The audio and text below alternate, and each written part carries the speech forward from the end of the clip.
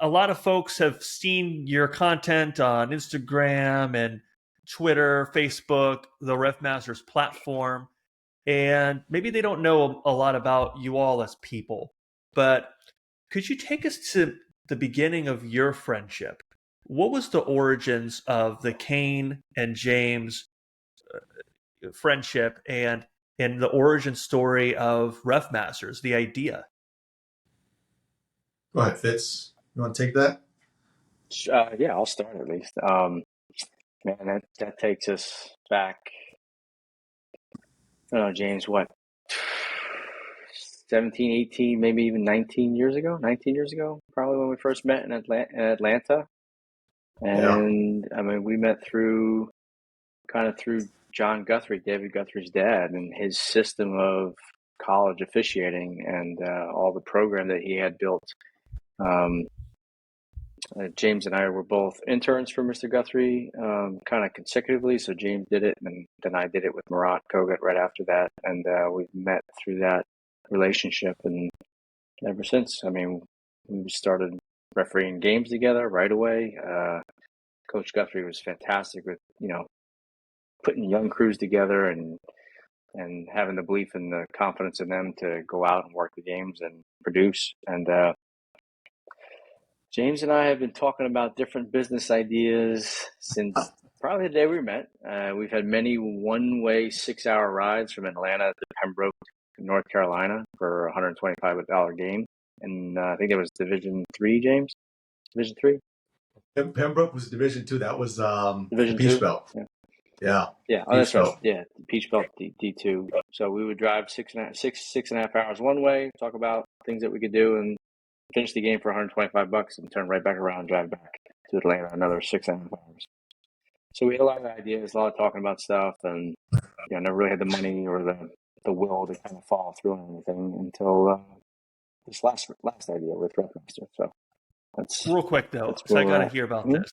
With your other ideas, were they referee basketball related, or were you coming up with ideas for like the toilet bowl and the lawn? Like, what were some of these other ideas?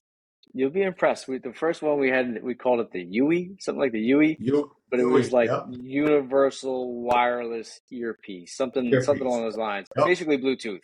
We thought of Bluetooth before it was a thing, but we were 22 with no money, so we didn't really follow through on it.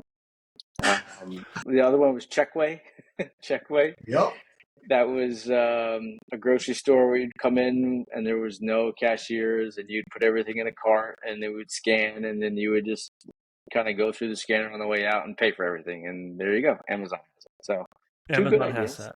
Two good ideas that have come to fruition, but again, didn't have the means or the will to act on it. So some of that was fear, you're entering the unknown and just talking about stuff and ideas and not really following through with things as a 24-year-old.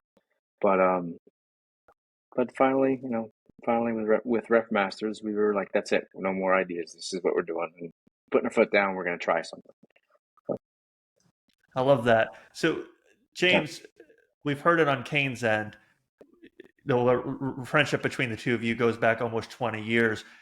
Do you remember any of your early impressions of Kane? Be honest. No, yeah. I mean, I think the reason why we connected so well is because we are very similar in a lot of ways. Certainly with how we referee on the floor, you kind of gravitate towards people who are like you. So we kind of worked similarly. Even today, when we talk about plays and situations, like pretty much 9 times out of 10, we're going to see the play the same way. It's very rare that we don't. So we've always, Kane is a go-getter. He's not afraid. He doesn't just, go by, this is what everybody's been doing for X amount of years. Like, if it doesn't make sense, he's not doing that. And that's how I think. So we've just really, I remember, so he comes down from Jersey and I moved to Atlanta from Indiana. And, so he's a little bit more cultured, if you will. So we're in Atlanta now, and he's like, so where's the good sushi spots? And I'm like, listen, man, black people do not eat sushi. I have no idea. I can't tell you where the sushi spots are because black people don't eat sushi.